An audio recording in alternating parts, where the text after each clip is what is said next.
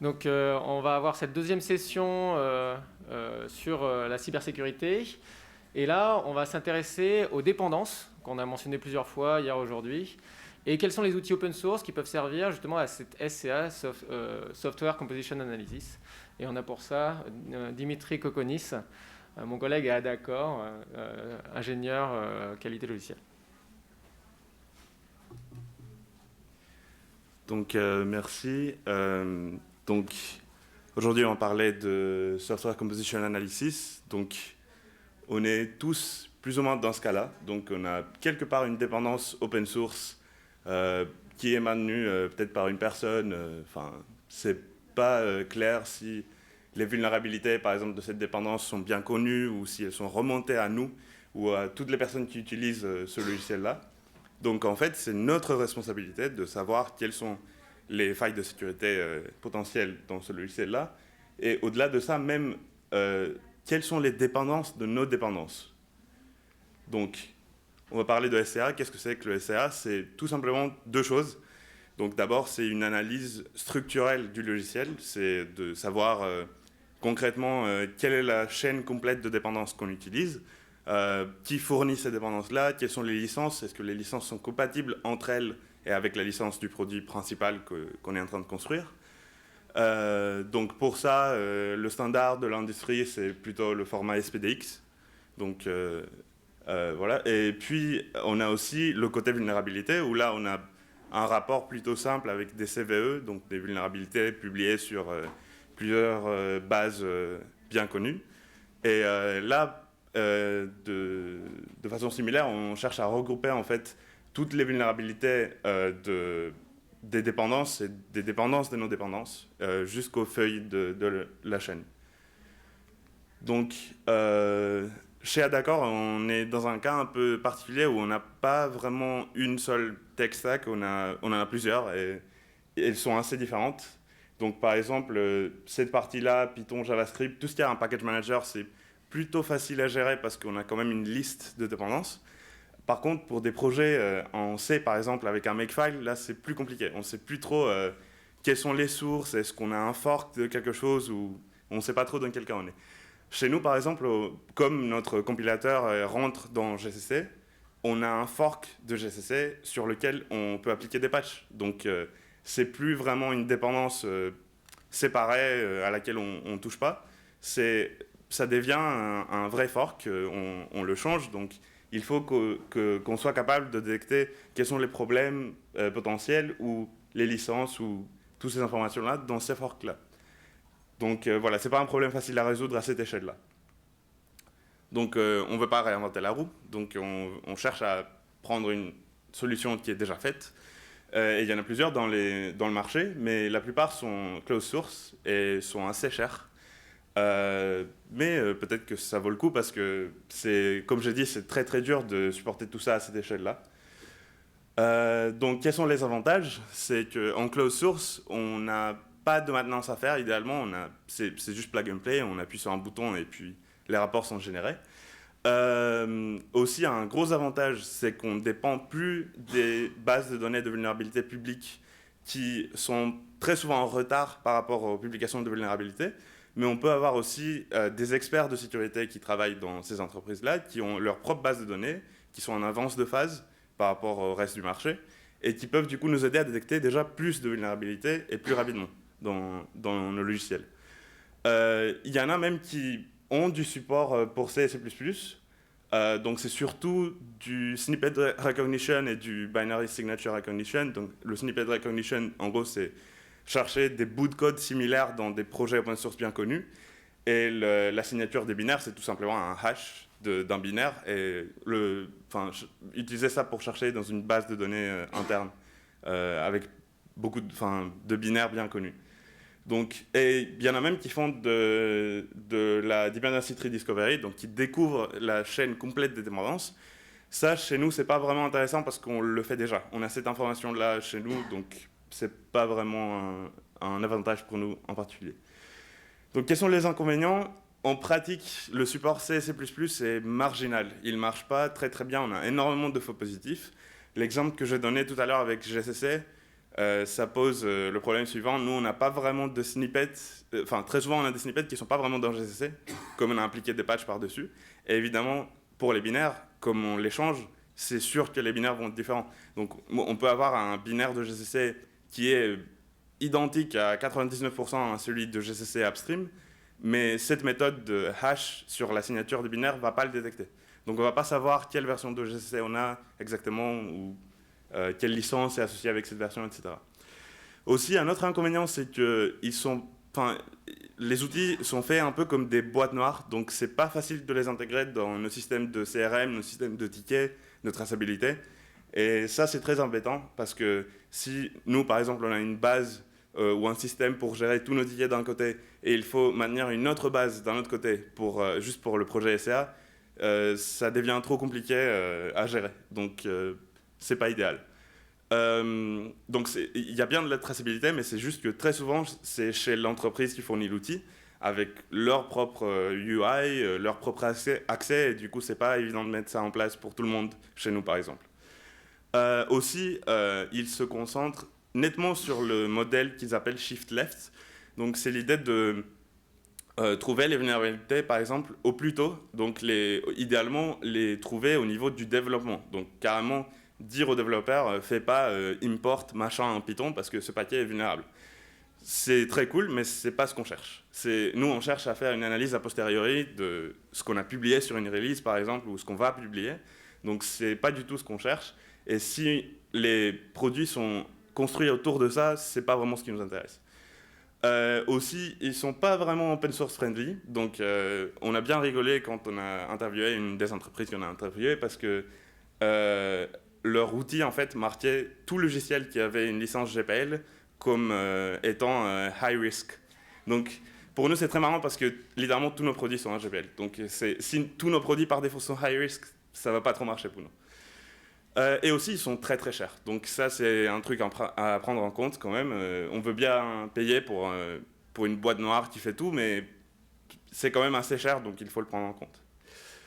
Donc, qu'est-ce qu'on a évalué? On a évalué 3 outils open source, donc Black Duck, White Source et Cynic Open Source. Et on a évalué également 3 outils open source, donc Scan Code Toolkit, Vulnerable Code et Dependency Check.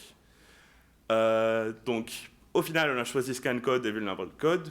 Ce sont des outils construits par NextB, une entreprise qui se spécialise dans le SCA. Ils sont écrits en Python, ce qui est très bien pour nous. On maîtrise bien Python, donc c'est bien.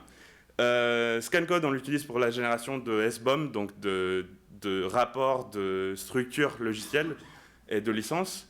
Et Vulnerable Code, on l'utilise pour les CVE, pour les vulnérabilités. Quels sont les avantages? Comme c'est des outils open source, on peut rentrer à n'importe quel moment dans la chaîne de processing et faire tout ce qu'on veut. On peut filtrer, on peut changer tout ce qu'on veut. On a accès à tout l'API et même le code source, donc on peut carrément changer la façon dont ils implémentent la traçabilité. Si on veut des logs à un endroit particulier, on peut les avoir. Si on veut tracer une action, par exemple, si quelqu'un chez nous change la licence d'un projet, ça peut être traqué parce qu'on a accès à toute l'API. Donc c'est vachement pratique pour nous. Évidemment, comme c'est des projets sur GitHub, si on trouve des problèmes, on peut juste ouvrir des pairs et corriger ces problèmes-là. Et comme ça, on contribue aussi à la communauté. Ça ne reste pas juste chez nous, ça ne reste pas chez une entreprise privée, un truc fermé. Donc ça, c'est toujours sympa. Et pour Vulnerable Code, le truc qui est très intéressant, c'est qu'ils vont agréger les données de CVE de plusieurs sources différentes, donc de NVD, de Red Hat, d'Ubuntu, de plein de sources différentes, et ils vont les mettre sous le même format. Donc les CVE, le problème, c'est que chacun fait un peu à sa sauce, chacun fait comme il veut, et c'est pas vraiment simple, c'est pas pratique de développer 100 000 parseurs d'API différents pour gérer toutes les bases de données de vulnérabilité qui existent. Donc si on a quelqu'un qui fait ça pour nous, ça c'est très très pratique. Nous, on a juste à query leur base de données et on a tous les CVE. Donc comme j'ai dit, la stack c'est juste du Python, donc c'est très très pratique pour nous. Et aussi, on ne paye pas une énorme somme au début pour commencer à utiliser cet outil-là, ce qui est très intéressant.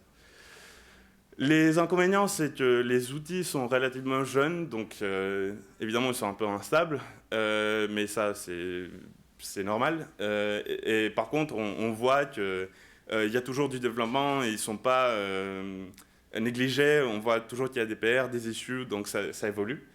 Il pourrait être un peu plus optimisé, surtout sur la partie CVE. C'est vrai qu'on gaspille quand même énormément de temps à charger des vulnérabilités depuis les bases de données. Et comme ça, c'est quelque chose qu'on se retrouve à faire régulièrement parce que c'est le principe, il faudrait que ça soit un peu plus optimisé. Et puis, bon, il y a évidemment un coût de maintenance. Donc, c'est pas non plus plug and play. Mais bon, on a vu que comme avec les solutions closed source, il y avait aussi un coût de maintenance, comme il y avait énormément de faux positifs, au final, ça revient à la même chose plus ou moins. Donc c'est pour ça qu'on a choisi ces solutions-là. Donc l'architecture, ça ressemble plus ou moins à ça. Donc les boîtes vertes, c'est les outils qu'on utilise. Les boîtes oranges, c'est les trucs qu'on a chez nous.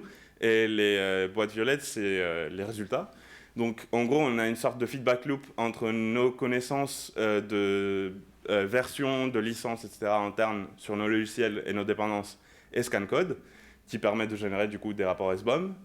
Et puis, avec juste le nom en fait d'un produit ou d'un paquet de logiciels et son numéro de version, on peut query vulnerable code et on a une liste de CVE directement qu'on peut mettre dans un rapport de vulnérabilité. Donc, c'est vraiment assez simple à mettre en place au final. Donc la conclusion pour moi, c'est que les projets open source comprennent mieux l'open source, tout simplement. On voit clairement que au lieu d'essayer de faire une boîte noire ou quelque chose qui est vraiment axé sur une technologie ou un style de technologie, là on a quelque chose qui est vachement ouvert, qui permet d'attaquer n'importe quel stack. En fait, c'est vraiment agnostique par rapport à la stack. Donc c'est très très sympa pour nous parce qu'on sait qu'on est toujours en train de rajouter de nouvelles technos à nos produits. Du coup, on ne sait jamais si on prend un produit qui supporte juste X technologie, bah, on peut se retrouver avec un truc qui ne marche pas. Donc aussi, l'autre problème, c'est que les outils closed source, ils font beaucoup de suppositions sur le problème, en fait. Sur, comme j'ai dit, quelle licence sont dangereuses, quelles licences sont incompatibles entre elles, quels logiciels sont susceptibles à être vulnérables ou pas. Ça, au final, comme on est dans un cas un peu spécial, très souvent, c'est vraiment, on se retrouve à côté de la plaque parce que ces suppositions-là ne sont pas vraiment valables pour nous. Aussi, comme j'ai dit, du coup, c'est très sympa d'avoir quelque chose de flexible qui nous permet de le customiser comme on veut, de l'intégrer dans notre pipeline de build, dans notre système de traçabilité comme on veut. Et si ça change un jour, on peut le changer et ça continuera à marcher. Et du coup, aussi, les solutions closed source, au final, se concentrent beaucoup sur les technologies simples qui ont des package managers. Et ça, c'est vraiment un problème qui est un peu trivial à résoudre. Si on a une liste de paquets et on peut query les noms enfin, on a une base de CVE correspondante, c'est très simple. Tout le monde peut écrire une API pour ça. Mais le problème intéressant, c'est plutôt les projets ADA, C++, Rust, où là, on n'a pas vraiment toutes ces informations-là, forcément. Et puis, comme je dis, ils se concentrent sur le modèle shift left, qui ne nous intéresse pas vraiment. Nous, on cherche vraiment à faire une analyse a posteriori et à générer des rapports pour les clients finaux directement. Donc voilà, c'est tout. Si vous avez des questions...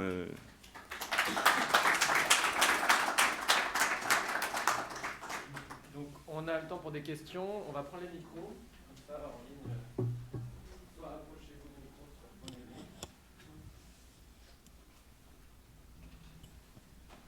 Alors, merci pour cette présentation. J'avais deux questions.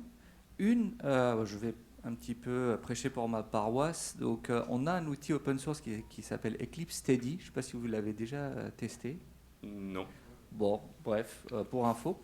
Et j'ai une deuxième question qui est liée au supply chain attack. Donc, le cas où, par exemple, on a de vieilles librairies où d'un coup, elles sont mises à jour, mais par des personnes, disons, qui veulent injecter du code malicieux et qui, forcément, ne vont pas être identifiées en tant que vulnérabilité parce que c'est une contribution classique. Est-ce que vous vous intéressez à ce genre d'attaque et ce genre de risque, justement, dans votre outil?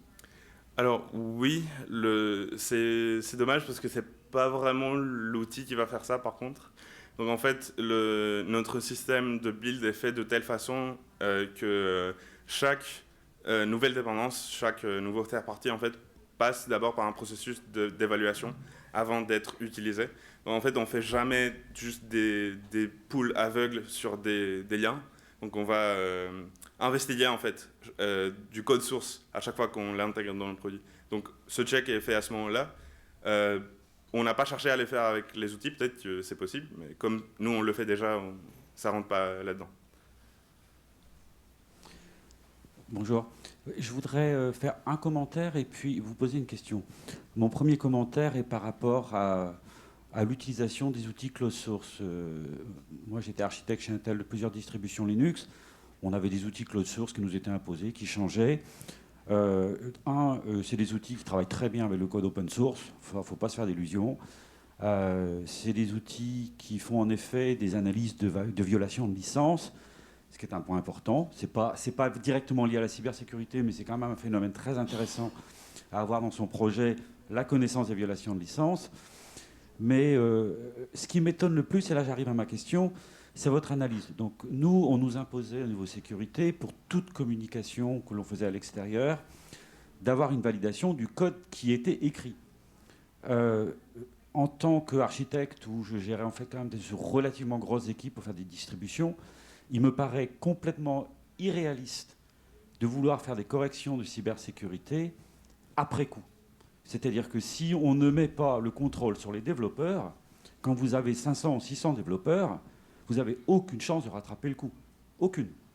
Et j'aimerais bien avoir votre position là-dessus, parce que ça, je dois dire, ça me dépasse un petit peu comme modèle. Donc je suis tout à fait d'accord. Mais alors là, ce n'est pas vraiment le but. On ne cherche pas à corriger. On cherche à... on veut que nos clients soient au courant par rapport au CVE qu'ils peuvent avoir dans tel ou tel outil. De toute façon, dans beaucoup d'outils ou dans beaucoup de dépendances qu'on va publier, comme GCC par exemple, on ne contrôle pas les CVE. On ne peut pas forcément corriger un CVE dans GCC parce qu'on l'a trouvé nous. Mais en fait, on a une procédure pour ça, mais elle ne rentre pas en fait, dans le schéma de SCA. SCA, pour nous, c'est plus la due diligence par rapport aux clients et par rapport aux CVE qui sont déjà là, ou par rapport aux licences surtout, et à la structure du projet qui est déjà là. Mais on cherche évidemment pas à remplacer cette étape-là dont vous avez parlé. Je voudrais juste rajouter que c'est aussi intéressant de savoir quelles sont les CVE nouvelles par rapport à des produits passés. Et ça, c'est pas le développement en cours, c'est sur des produits déjà sortis il y a 5-10 ans. Peut-être une dernière question. Dernier appel. Je suis le mainteneur de ScanCode et Vulnerable Code, donc je voulais juste vous remercier et très honoré que ça soit présenté. Oui, c'est tout. Merci beaucoup. On recommence à la début. Merci.